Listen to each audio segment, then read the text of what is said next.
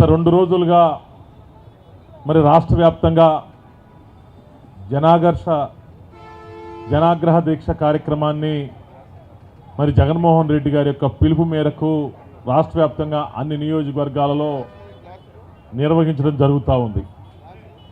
మరి దానికి సంబంధించి మరి గుంటూరులో కూడా మరి మార్కెట్ సెంటర్లో మరి శాసనసభ్యులు మహమ్మద్ ముస్తఫా గారు, మరొక శాసనసభ్యులు మద్దాల గిరి గారు, మరొక శాసన మండలి సభ్యులు లేళ్ల అప్పిరెడ్డి గారు, మరి వీరి నాయకులందరి యొక్క ఆధ్వర్యంలో మరి గత 2 రోజుల నుంచి ఈ జనాగ్రహ దీక్షని గుంటూరు మార్కెట్ సెంటర్లో మరి ప్రారంభించడం కూడా జరిగింది. మరి ఈ దీక్షా ప్రాంగణంలో మరి గత 2 రోజుల నుంచి అంటే చంద్రబాబు నాయుడు గారు మరి 36 గంటల సేపు మరి దొంగ దీక్షలు చేస్తూ ఉంటే మరి దీనిగా మరి 48 గంటల దీక్ష చేయాలనేటువంటి ఉద్దేశంతో గుంటూరులో మరి వైఎస్ఆర్ కాంగ్రెస్ పార్టీ నాయకులు నిర్ణయం తీసుకోవటం, మరి ఆ నిర్ణయంలో భాగంగా మరి ఈ శిబిరంలో మొన్న ఏదైతే దీక్ష జగన్మోహన్ రెడ్డి గారు పిలిపించారో ప్రారంభించమని చెప్పేసి ఆ పిలుపు మేరకు మొన్న 9 గంటల నుంచి ఈరోజు 9 గంటలు అంటే 2 రోజులు 24 గంటలు 48 గంటల పాటు ఈ 2 రోజుల పాటు దీక్షా కార్యక్రమాన్ని మరి నిర్వహించినటువంటి మరి సోదరుడు వైఎస్ఆర్ కాంగ్రెస్ పార్టీ యువజన నాయకుడు మరి జగన్ కోటి గారు, అదేవిధంగా రాష్ట్ర కుమ్మరి కార్పొరేషన్ చైర్మన్ మరి సోదరుడు మండెపూడి పురుషోత్తం గారు, అదేవిధంగా డివిజన్ పార్టీ అధ్యక్షుడు మరి సోదరుడు కిషోర్ గారు, అదేవిధంగా వైఎస్ఆర్ కాంగ్రెస్ పార్టీ నాయకులు మరి ఓర్సు శ్రీనివాసరావు గారు, మరి వీరి నలుగురు, అదేవిధంగా స్వర్ణ, అదేవిధంగా మరి మహిళా నాయకురాలు మరి స్వర్ణ గారు, మరి వీళ్ళు ఐదుగురు మరి 48 గంటల పాటు దీక్ష చేయడంతో పాటు మరి నిన్నటి ఉదయం నుంచి ఈరోజు వరకు ఉదయం వరకు కూడా ఈ హనుమంతు అనేటువంటి మరి యువజన నాయకుడు కూడా మరి నిన్న నుంచి మరి 24 గంటల పాటు వారు కూడా మరి దీక్ష చేయడం జరిగిందని చెప్పేసి కూడా మరి తెలియజేసుకుంటూ మరి అదేవిధంగా ఈ దీక్షా విరమింపు కార్యక్రమానికి మరి విచ్చేసినటువంటి, ఎందుకంటే ఈరోజు దీక్ష ముగింపు కార్యక్రమం కాబట్టి ఈ దీక్షా ముగింపు కార్యక్రమానికి విచ్చేసిన మరి పెద్దలు ఎమ్మెల్సీ లేళ్ల అప్పిరెడ్డి గారు, అదేవిధంగా శాసనసభ్యులు మద్దాల గిరిధర్రావు గారు, మరి ఈ కార్యక్రమానికి కర్త కర్మ క్రియ మన నగర ప్రథమ పౌరుడు మరి మనోహర్ నాయుడు గారికి, ఇక్కడ ఉన్న కార్పొరేటర్సు మరియు వైఎస్ఆర్సీపీ నాయకులు, ఇక్కడ ఉన్న సోదరిమణులు, మరి కార్పొరేషన్ చైర్మన్స్ అందరికి కూడా నా శుభాభివందనాలు తెలియపరుస్తూ, రాష్ట్రంలో జనాగ్రహం ఎలా ఉంటుందో మరి గత 48 గంటల నుంచి ఆంధ్ర రాష్ట్రంలో చూస్తూనే ఉన్నాము. మరి ఇప్పటికి కూడా 48 గంటలు గడిచినప్పటికి కూడా తమ తప్పు తెలుసుకోలేక ఇంకా కూడా దుర్మార్గంగా ఎక్కడో ఢిల్లీ అని, హోంమంత్రి అని, సెంట్రల్ గవర్నమెంట్ అని అక్కడ తిరగటం తప్ప అక్కడ కూడా చీపో అన్న మరి ఎగ్గు లేకుండా అక్కడ తిరగటం జరుగుతుంది. జరిగిన తప్పుని మరి ఇంత పెద్ద మనుషులు ఇప్పటికి కూడా గ్రహించబోవడం దుర్మార్గం. ఏదేమైనప్పటికి కూడా మరి రాష్ట్రంలో సంక్షేమ కార్యక్రమాలని చూసి ఓర్వలేక మరి ఏదో విధంగా అబాస్పాలు చేయాలనే ఒక ముఖ్య ఉద్దేశంతో చేసే ఈ కార్యక్రమాల్లో మరి ఎవరో పెయిడ్ ఆర్టిస్టులను పెట్టుకొని ఇష్టం వచ్చినట్టు మాట్లాడిస్తాం, మరి గౌరవం ఇలాంటి కార్యక్రమం చేయాల్సి వస్తుందని మనం ఇప్పుడు కూడా అనుకోలేదు. కావాలని రెచ్చగొట్టే దూరంలో మాట్లాడటం, మరి ఎవరు కూడా అలాంటి మాటలు వినకూడదని కోరుకుంటాం.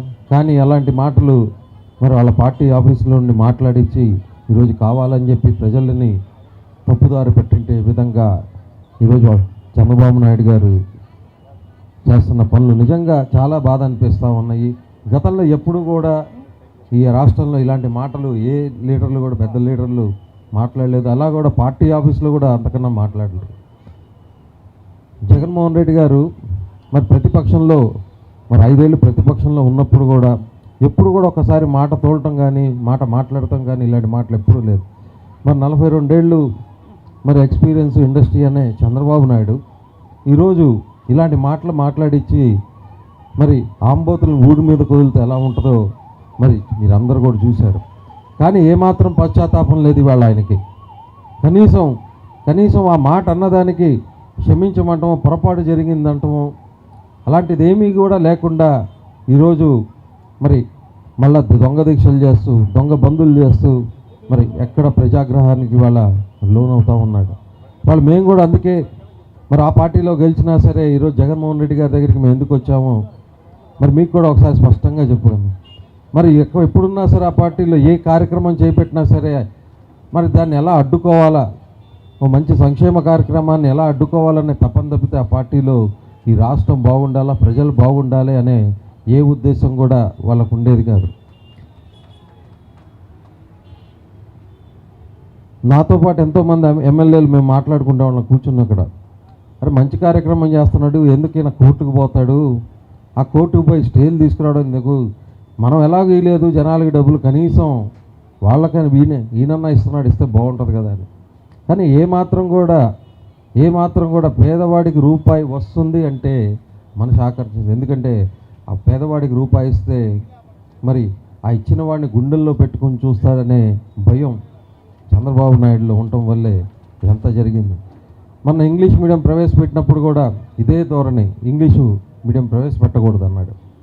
ఇదేందయ్యా ఇంగ్లీష్ మీడియం, వాళ్ళ లక్షలు ఖర్చు పెట్టి బయట స్కూల్లో పేదవాడు ఎవరు చేరుస్తాడు, వాళ్ళ వల్ల కాదు కదా, మరి ఉంటే కనుక మంచిదని చెప్పి మేము కూడా ఆ రోజు దీని మీద వ్యతిరేకించి మాట్లాడాము.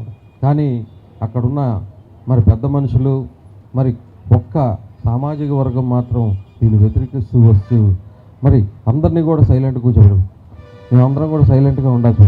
మరి అందుకే విసిగేటి వేతాడి కూడా నేను ఈరోజు జగన్మోహన్ రెడ్డి గారు మంచి కార్యక్రమాలు చేస్తున్నారు అనే మంచి ఉద్దేశంతో రావడం జరిగింది. ప్రతి గురువారం కూడా ఓ 40 మంది లాయర్లను కూర్చోబెట్టుకుంటాడు ఆయన గెస్ట్ హౌస్లో. 40 మంది లాయర్లు అక్షరాల కూర్చోబెట్టి దేనికి ఎలా కేసేస్తే బాగుంటుంది, దేన్ని ఎలా ఆపగలం, ఎవరిని దీనికి పురమాయించవచ్చు, ఈ గోళ తత్వం తప్పితే అక్కడ ప్రజలు ఎలా ఉన్నారు, లేకపోతే ప్రజలకి ఇంకా ఏదైనా సహకారం అందిద్దామా, మన వల్ల ఏమైనా అవుతుందా, ప్రతిపక్షాలుగా చేయొచ్చు, చాలా ఎన్నో ఇష్యూస్ చేయొచ్చు, కానీ ప్రజలు పొట్టగొట్టే ఇష్యూస్ ఎప్పుడు కూడా చేయకూడదు. ఇది చంద్రబాబు నాయుడు గారు 42 ఏళ్లలో కూడా ఇంకా తెలుసుకొని రాజ్యం. అందుకే ఈరోజు ఆయన భూస్థాపిత స్థితికి దిగజారిపోయి ఈ స్థితిలో ఉన్నాడు. మరి జగన్మోహన్ రెడ్డి గారు ఎన్ని మాట్లాడినా సరే ఇవాళ మరి హుందాగా ఉన్నాడు. మొన్న మాట్లాడారు, నిన్న మార్నింగ్ కూడా మాట్లాడాడు, ఎంత హుందాగా మాట్లాడాడు. మరి అలాంటి మాట చంద్రబాబు నాయుడు నోట్లో ఎందుకు రావు? 2.5 సంవత్సరంలో ఎవరైనా, ఏ కార్యకర్త అయినా ఎవరి మీదైనా దాడి చేశామా, లేకపోతే ఎవరి మీదైనా దూషించామా? ఇవాళ దూషణ మొదలుపెట్టింది వాళ్ళు. మరి ఆ దూషణకి తగ్గట్టుగా మరి మనం కూడా చేతులు కట్టుకుంటే రేపు అందరూ కూడా మాట్లాడతారు మనల్ని, రేపు అందరూ కూడా రోడ్ల మీదకి వచ్చి ఇష్టం వచ్చినట్టు మాట్లాడే పరిస్థితి ఉంటుంది. కాబట్టి ఈరోజు ఆయన కన్నా తెలుసుకోవాలి, ఇవాళకైనా మేలుకొని తెలుసుకోవాలా. ఇవాళ అమిత్ షా దగ్గరికి వెళ్తున్నాడంట. ఆ అమిత్ షాని మరి ఆంధ్రప్రదేశ్ వచ్చి చెప్పులతో కొట్టించాడు, అది ఇంకా మర్చిపోయినట్లేడు ఆయన, చెప్పులతో కొట్టించాడు.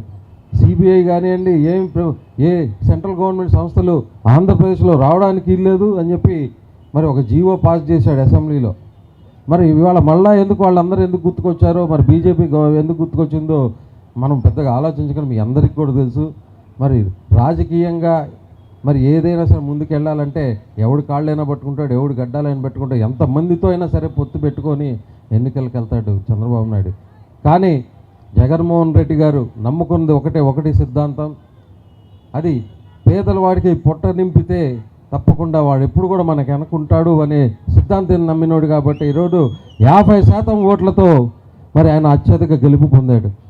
మరి అది ఎంత చిన్నవాడైనా సరే ఆ సత్యం గ్రహించిన వ్యక్తి జగన్మోహన్ రెడ్డి గారు. మరి తప్పకుండా మా అందరి ఆశీస్సులు ఆయనకు ఎల్లప్పుడూ ఉండాలని చెప్పి మీ అందరినీ కూడా నేను కోరుకుంటూ మరి 48 గంటల పాటు దీక్ష పట్టాభి అనే అధికార ప్రతినిధి ప్రీతమ నేత జగన్మోహన్ రెడ్డి గారిని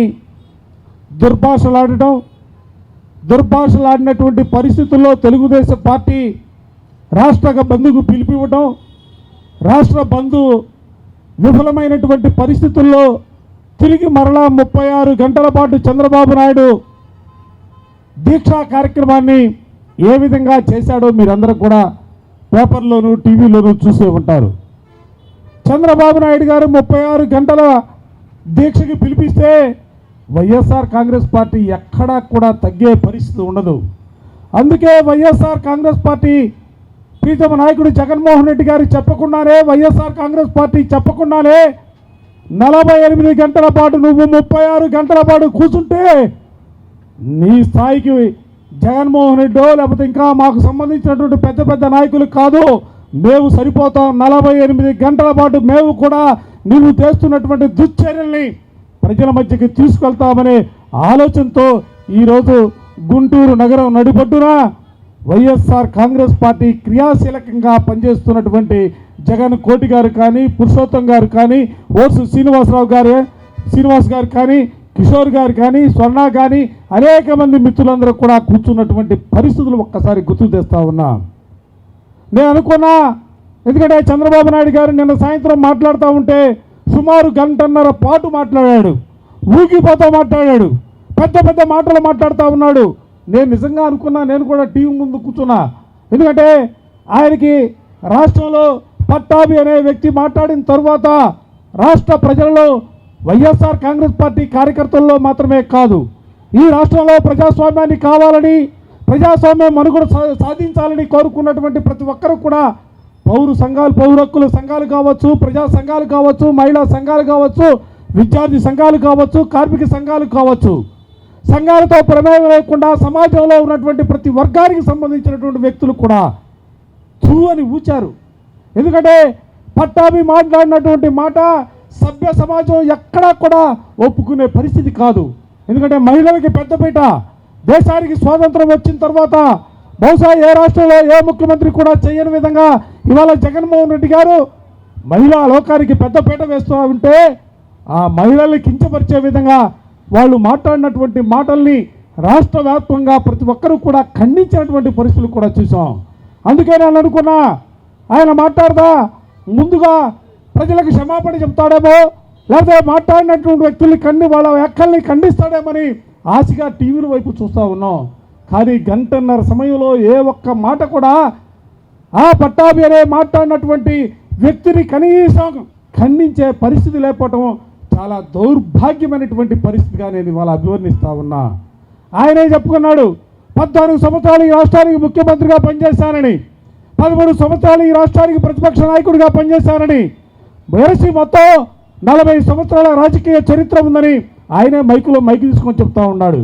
నేను అనుకున్నా 40 సంవత్సరాల రాజకీయ చరిత్రే, పాండిత్యాన్ని అంతా కూడా పొంగరించి ఆ సమావేశంలో మాట్లాడతాడు అనుకున్నాం. కానీ ఎక్కడా కూడా పట్టాభి మాట్లాడినటువంటి మాటకు సంబంధించి కానీ ఆయన సమక్షంలోనే నిన్న మొన్న చాలామంది మాట్లాడారు. ఆయన కళ్ళు తెరవాలట, ఆయన సైకి చేయాలట, ఆయన చిటికేయాలట. ఏమిటి దౌర్భాగ్యం అని అడుగుతా ఉన్నా. పవిత్రమైనటువంటి దేవాలయంగా పదే పదే చెప్పుకున్నటువంటి నీ పార్టీ కేంద్ర కార్యాలయంలో నీ సమక్షంలోనే నీ ముందే వాళ్ళందరూ కూడా ఆ విధమైనటువంటి మాటలు మాట్లాడుతూ ఉంటే ఎక్కడా కూడా ఖండించినటువంటి పరిస్థితి లేకపోగా ఆ పదవంట ఎప్పుడు కూడా ఆయన వినలేదట. ఆయనకి బూతులు రావట, బూతులు మాట్లాడట, కోపం వస్తే గట్టిగా మాట్లాడతాడట. సిగ్గుండాలయ్యా, మాట్లాడే మాటలకి జాతికి నువ్వు చెప్పే నువ్వేదో సాదాసీదా వ్యక్తిగా నువ్వు చెప్పుకోవటంలా. నువ్వే చెప్తా ఉన్నావు, భారతదేశంలో ప్రధానమంత్రులు నేనే చేశా, రాష్ట్రపతులు నేనే నిర్ణయించా, ఈ దేశంలో వ్యవస్థలన్నీ కూడా నేనే రూపకల్పన చేశానని చెప్పుకునే చంద్రబాబు నాయుడు గారు నువ్వేం మాట్లాడాలా? సమాజానికి నువ్వే సందేశం ఇవ్వాలని ప్రయత్నం చేస్తున్నామని అడుగుతా ఉన్నా. జాతిని ఏ దిశగా ముందుకు తీసుకెళ్లాలని ఆలోచన చేస్తామని అడుగుతా ఉన్నా. ఆంధ్ర రాష్ట్రం అంటే భారతదేశంలోనే సంస్కారానికి నిలువుటద్దంగా, సభ్యతకి సజీవ సాక్ష్యంగా ఉన్నటువంటి ఆంధ్ర రాష్ట్రాన్ని ఇవాళ నీ బూతుల పంచాంగంతోనూ బూతుల పురాణంతోనూ నలుగురిలో తల వంచుకునే పరిస్థితులు, సాక్షాత్తు ముఖ్యమంత్రి గారిని, ప్రీతమ నేత జగన్మోహన్ రెడ్డి గారిని, దివంగత నేత డాక్టర్ రాజశేఖర రెడ్డి గారి కుటుంబాన్ని అసభ్యకరంగా మాట్లాడించే దౌర్భాగ్యమైనటువంటి స్థితికి దిగజారిపోయావే. నీ 40 సంవత్సరాల చరిత్ర ఏమోలా పాతి పెడతామని అడుగుతా ఉన్నా. ఎవరి కోసం? ఎవరైనా పెద్ద నాయకులు దీక్షలు చేసినా మాట్లాడినా వాటికి సంబంధించి దశని నిర్దేశించే రీతిలో ఆ ప్రసంగాలు కొనసాగాల. ఒక్క ప్రసంగం ద్వారా వేలాది మంది జీవితాల్లో మార్పు వచ్చే విధంగా ఆ ప్రసంగాలు కొనసాగితేనే వాళ్ళు నాయకులుగా కొనబడతా ఉంటారు. ఇవాళ చరిత్రలో చూస్తూ ఉన్నాం, అనేక మంది ఇవాళ మన మధ్యకు లేకపోయినప్పుడు కూడా వాళ్ళు మాట్లాడినటువంటి మాటలన్నీ కూడా పుస్తకాల రూపంలో ఉంటే వాటిని అనుసరించి మనం జీవన విధానాన్ని ముందుకు కొనసాగిస్తున్నటువంటి పరిస్థితులు. మంచి చెప్పాల్సి వచ్చినప్పుడు వాళ్ళు మాట్లాడినటువంటి కొటేషన్స్ తీసుకొని మనం అనేక సందర్భాల్లో మాట్లాడుకున్నటువంటి పరిస్థితులు. వివేకానంద గారు లాంటి కానీ, బుద్ధులు కానీ, అనేక మంది, డాక్టర్ రాజశేఖర రెడ్డి గారు కానీ, రాజశేఖర రెడ్డి గారు చెప్తూ ఉంటారు, జీవితంలో ఎన్నాళ్ళు బతికామనేది ముఖ్యం కాదు, బతికినంత కాలం కూడా ఏ విధంగా బతికామనేది డాక్టర్ రాజశేఖర రెడ్డి గారు చెప్పినటువంటి మాట. ప్రతి సందర్భంలో కూడా ఆ మాటను ఉదహరిస్తాం. ఎందుకంటే మనిషిగా మనం పుట్టిన తర్వాత సమాజంలో మనం కూడా మన కోసం మనం జీవించడం కాదు, 10 మంది కోసం జీవించాలా, 10 మందికి ఉపయోగపడాలా అనే ఆలోచనతో మహానాయకులు మాట్లాడినటువంటి మాటల్ని మనం ఉదహరించి మాట్లాడుతూ ఉన్నాం. ఆయన ఎప్పుడు కూడా ఆ పదవే వినలేదట, దానికి నానారార్థంతో చేస్తున్నామట. నేను నిజంగా చంద్రబాబు నాయుడు గారు, మీరు 36 గంటల పాటు అక్కడ కూర్చున్నారే, నీ పక్కన కూర్చున్నటువంటి బడా నాయకులు 7 అడుగుల వాళ్ళు ఉన్నారు, ఇంత లావున్న వాళ్ళు ఉన్నారు, మేధావులుగా చెప్పుకున్నటువంటి అనేక మంది నీ పక్కన కూర్చొని ఉన్నారే, కనీసం వాళ్ళని అడిగితే ఆ పదానికి అర్థం చెప్పరా? లేకపోతే నువ్వు చదువుకోలేదా? ఒకసారి డిక్షనరీ తిరిగాయి, ఆ డిక్షనరీలో ఆ భూషడికే అన్న పదానికి ఉన్నటువంటి అర్థాన్ని పరిశీలించమని అడుగుతా ఉన్నా. ఆయన దాని గురించి ఎక్కడా కూడా మాట్లాడకుండా మరలా తిరిగి ఎదురుదాడి చేసే కార్యక్రమాన్ని తీసుకున్నటువంటి పరిస్థితులు మనం చూసాం. అందుకే నేను ఈ రోజున వైఎస్ఆర్ కాంగ్రెస్ పార్టీగా క్రమశిక్షణ కలిగినటువంటి కార్యకర్తలుగా ఇవాళ ఒకటే చెప్తా ఉన్నాం, నువ్వేదో 2.5 సంవత్సరాల తర్వాత అధికారంలోకి వస్తామని చెప్తా ఉన్నావు. చూద్దాం. ఎందుకంటే ఈ రాష్ట్రంలో ఏ ఎన్నికలు జరిగినా, పంచాయతీ ఎన్నికలు చూసాం, మండల ప్రజాపరిషత్ ఎన్నికలు చూసాం, జిల్లా పరిషత్ ఎన్నికలు చూసాం, కార్పొరేషన్ ఎన్నికలు చూసాం, మున్సిపాలిటీ ఎన్నికలు చూసాం. ఏ ప్రజలు ఏ విధమైనటువంటి తీర్పునిచ్చారో పోయినసారి మిత్రులు గురిగారు చెప్పినట్లుగా 50% పైచులకు ఓట్లు 151 అసెంబ్లీ స్థానాల్లో వైఎస్ఆర్ కాంగ్రెస్ పార్టీని గెలిపించి జగన్మోహన్ రెడ్డి గారిని ముఖ్యమంత్రి చేసుకున్నారు. నీలాగా వెన్నుపోటు రాజకీయాలతో మహానుభావుడు ఎన్టీ రామారావు గారిని వెన్నుపోటు పొడిచి పార్టీని లాక్కొని అనుభవిస్తున్నటువంటి పరిస్థితి కాదు ఇది. ఈ రోజున వైఎస్ఆర్ కాంగ్రెస్ పార్టీ అంటే లక్షలాది మంది రాజశేఖర రెడ్డి గారి అభిమానులు, కోట్లాది మంది జగన్మోహన్ రెడ్డి గారి కార్యకర్తల త్యాగాల పునాదుల మీద నిర్మించినటువంటి పార్టీ వైఎస్ఆర్ కాంగ్రెస్ పార్టీ అన్న విషయాన్ని సందర్భంగా గుర్తు చేస్తా ఉన్నా. మీ ఊకతంపుడు ఉపన్యాసాలకు అదే మీరు మాట్లాడే మాటలకు ఇక్కడ ఎవ్వరూ కూడా భయపడే పరిస్థితిలో లేరు. మే పార్టీ వైఎస్ఆర్ కాంగ్రెస్ పార్టీ పెట్టిన తర్వాత మేము అధికారంలో లేవు, అధికారం వస్తుందో అదో కూడా తెలియదు. కానీ ఒక విధానం కోసం, ఒక సిద్ధాంతం కోసం, నమ్ముకున్నటువంటి నాయకుడి కోసం అధికార పార్టీని కాదనుకుని 10 సంవత్సరాల పాటు ఎత్తినటువంటి జెండా దించకుండా ఈ రాష్ట్రంలో జగన్మోహన్ రెడ్డి గారి నాయకత్వంలో నిరంతరం కూడా పోరాటాలు చేసినటువంటి పార్టీ వైఎస్ఆర్ కాంగ్రెస్ పార్టీ అన్న విషయాన్ని సందర్భంగా గుర్తు చేస్తా ఉన్నా. అందుకే నేను ఈ రోజు కూడా 2 చేతులు జోడించి వాళ్ళందరికీ కూడా చెప్తా ఉన్నా, సభ్యతను పాటించండి, సంస్కారాన్ని కొనసాగించండి, ప్రజాస్వామ్య విలువలతో ముందుకు సాగే కార్యక్రమాన్ని తీసుకోండి. నిజంగా మీకు అధికారం కావాలంటే ప్రజా సమస్యలపైన పోరాటం చేయండి, ప్రజల కోసం పనిచేయండి తప్ప జగన్మోహన్ రెడ్డి గారిను, వైఎస్ఆర్ కాంగ్రెస్ పార్టీను దయచేసి వ్యక్తిగతంగా నిందించే కార్యక్రమాన్ని మాత్రం దయచేసి తీసుకోవద్దని మీ ద్వారా, ఈ సభావేదిక ద్వారా తెలుగుదేశం పార్టీ నాయకులందరికీ కూడా మరోసారి చెబుతూ ఈ కార్యక్రమంలో ఇవాళ ఐదుగురు కూర్చున్నారు నిన్నటి నుంచి. అంటే ఒక్క పిలుపుకి ఎవరు కూడా చెప్పకుండా చంద్రబాబు నాయుడు 36 గంటలు చేస్తే మేము 48 గంటలు చేస్తామనే రీతిలో ఇవాళ కార్యకర్తలాగా వాళ్ళే జెండాలు భుజాన పెట్టుకొని ఇక్కడికి వచ్చి 5గురు కూడా కూర్చున్నటువంటి పరిస్థితులు.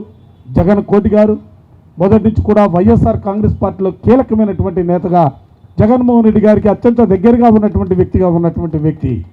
2 పురుషోత్తం గారు రాష్ట్రంలో వైఎస్ఆర్ కాంగ్రెస్ పార్టీ పుట్టిన రోజు నుంచి కూడా జెండా భుజాన పెట్టుకొని కుమ్మరి శాలివాహనుల సమస్యల పరిష్కారం కోసం నిరంతరం కూడా ప్రయత్నం చేస్తూ అధికారంలోకి వచ్చిన తర్వాత గౌరవనీయులు జగన్మోహన్ రెడ్డి గారి నేతృత్వంలో కార్పొరేషన్ చైర్మన్గా కొనసాగుతున్నటువంటి వ్యక్తి వాళ్ళు కూర్చోవడం జరిగింది.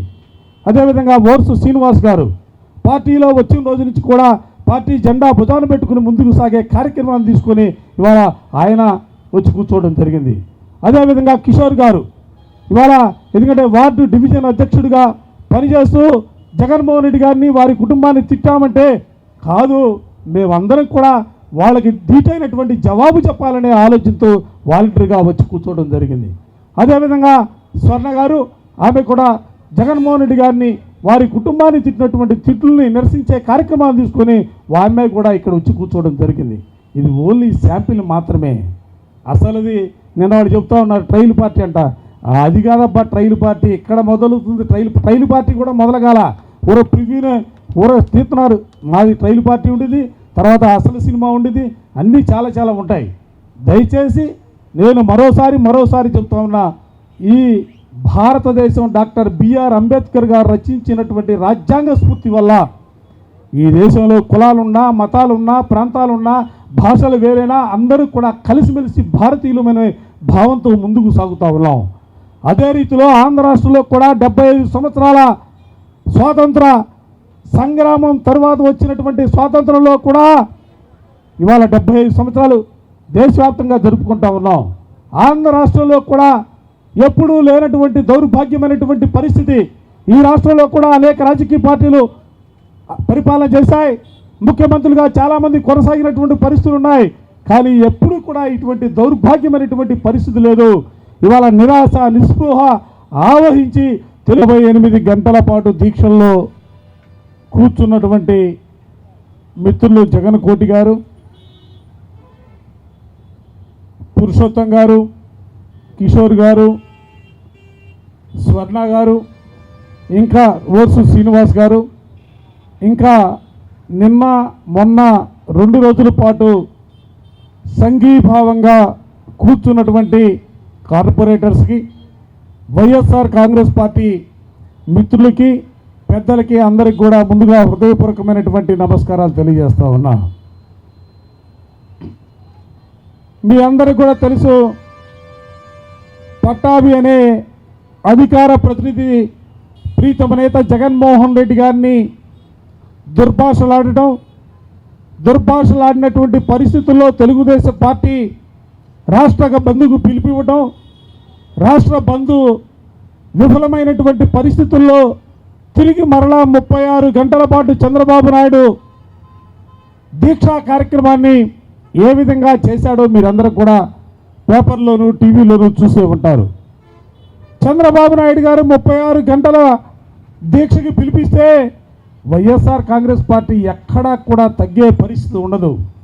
అందుకే వైఎస్ఆర్ కాంగ్రెస్ పార్టీ ప్రీతమ నాయకుడు జగన్మోహన్ రెడ్డి గారు చెప్పకుండానే, వైఎస్ఆర్ కాంగ్రెస్ పార్టీ చెప్పకుండానే 48 గంటల పాటు నువ్వు 36 గంటల పాటు కూర్చుంటే నీ స్థాయికి జగన్మోహన్ రెడ్డో లేకపోతే ఇంకా మాకు సంబంధించినటువంటి పెద్ద నాయకులు కాదు, మేము సరిపోతాం. 48 గంటల పాటు మేము కూడా నువ్వు చేస్తున్నటువంటి దుశ్చర్యల్ని ప్రజల మధ్యకి తీసుకెళ్తామనే ఆలోచనతో ఈరోజు గుంటూరు నగరం నడిబొడ్డున వైఎస్ఆర్ కాంగ్రెస్ పార్టీ క్రియాశీలకంగా పనిచేస్తున్నటువంటి జగన్ కోటి గారు కానీ, పురుషోత్తం గారు కానీ, ఓర్సు శ్రీనివాస్ గారు కానీ, కిషోర్ గారు కానీ, స్వర్ణ కానీ అనేక మంది మిత్రులందరూ కూడా కూర్చున్నటువంటి పరిస్థితులు ఒక్కసారి గుర్తు తెస్తా ఉన్నా. నేను అనుకున్నా, ఎందుకంటే చంద్రబాబు నాయుడు గారు నిన్న సాయంత్రం మాట్లాడుతూ ఉంటే సుమారు 1.5 గంటల పాటు మాట్లాడాడు, ఊగిపోతూ మాట్లాడాడు, పెద్ద మాటలు మాట్లాడుతూ ఉన్నాడు. నేను నిజంగా అనుకున్నా, నేను కూడా టీవీ ముందు కూర్చున్నా.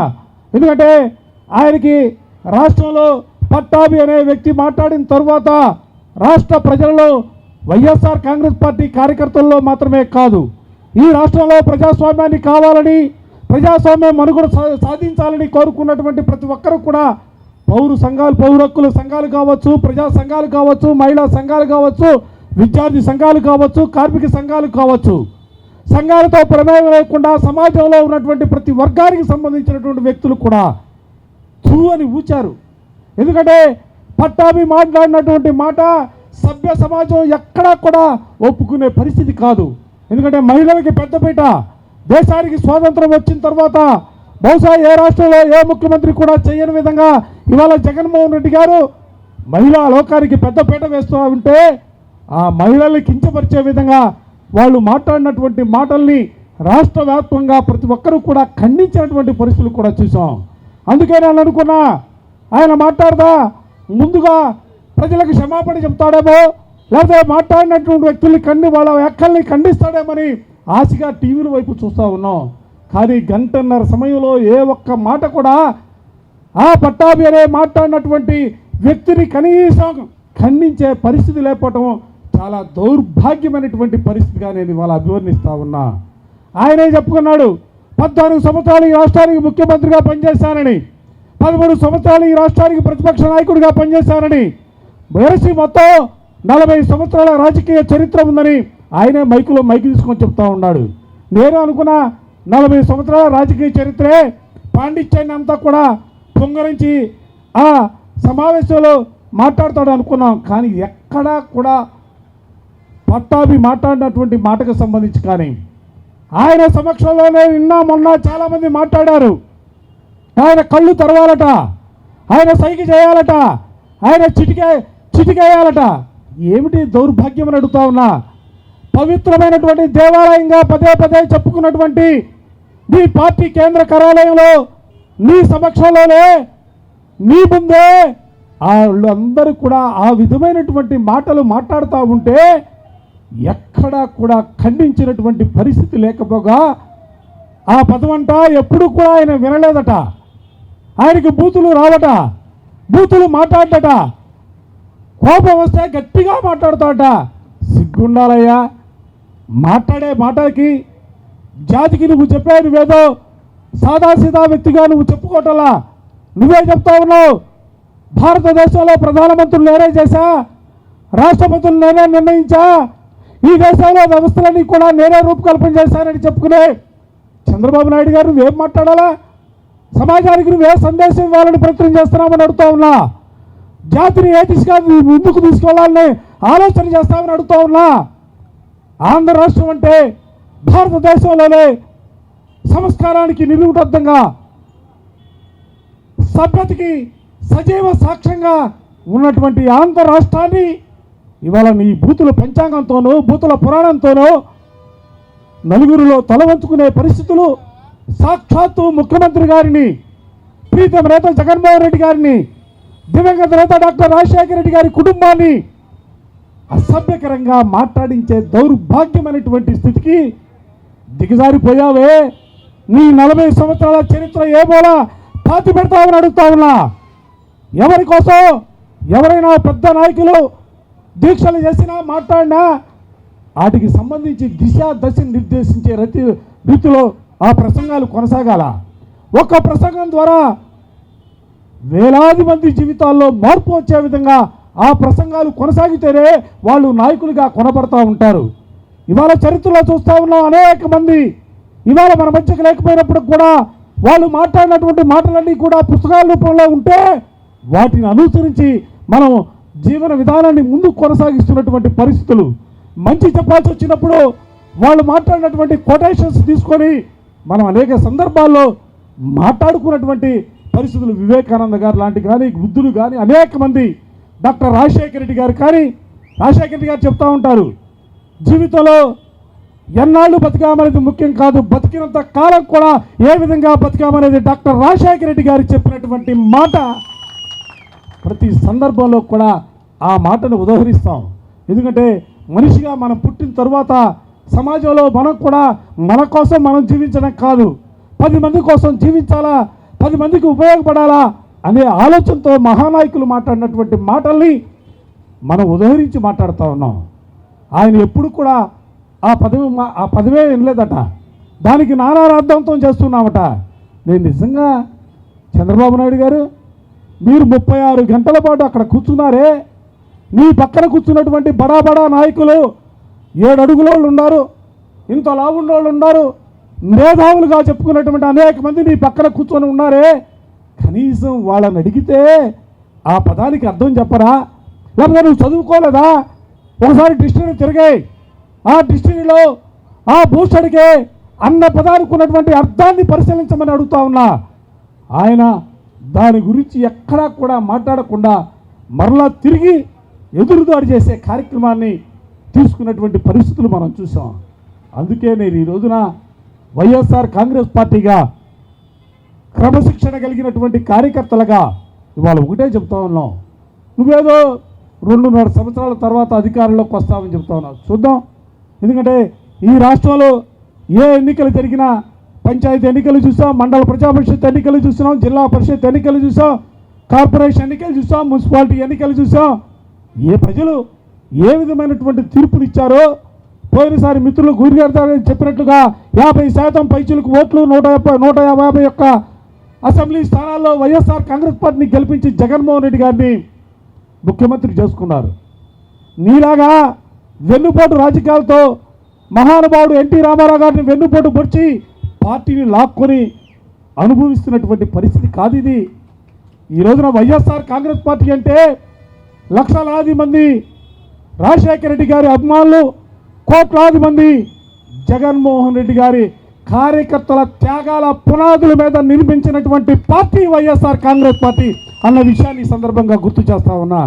మీ ఊకదంపుడు ఉపన్యాసాలకు లేదా మీరు మాట్లాడే మాటలకు ఇక్కడ ఎవ్వరూ కూడా భయపడే పరిస్థితిలో లేరు. మే పార్టీ వైఎస్ఆర్ కాంగ్రెస్ పార్టీ పెట్టిన తర్వాత మేము అధికారంలో లేవు. అధికారం వస్తుందో అదో కూడా తెలియదు. కానీ ఒక విధానం కోసం, ఒక సిద్ధాంతం కోసం, నమ్ముకున్నటువంటి నాయకుడి కోసం అధికార పార్టీని కాదనుకుని 10 సంవత్సరాల పాటు ఎత్తినటువంటి జెండా దించకుండా ఈ రాష్ట్రంలో జగన్మోహన్ రెడ్డి గారి నాయకత్వంలో నిరంతరం కూడా పోరాటాలు చేసినటువంటి పార్టీ వైఎస్ఆర్ కాంగ్రెస్ పార్టీ అన్న విషయాన్ని సందర్భంగా గుర్తు చేస్తా ఉన్నా. అందుకే నేను ఈ రోజున కూడా 2 చేతులు జోడించి వాళ్ళందరికీ కూడా చెప్తా ఉన్నా, సభ్యతను పాటించండి, సంస్కారాన్ని కొనసాగించండి, ప్రజాస్వామ్య విలువలతో ముందుకు సాగే కార్యక్రమాన్ని తీసుకోండి. నిజంగా మీకు అధికారం కావాలంటే ప్రజా సమస్యలపైన పోరాటం చేయండి, ప్రజల కోసం పనిచేయండి తప్ప జగన్మోహన్ రెడ్డి గారిను, వైఎస్ఆర్ కాంగ్రెస్ పార్టీను దయచేసి వ్యక్తిగతంగా నిందించే కార్యక్రమాన్ని మాత్రం దయచేసి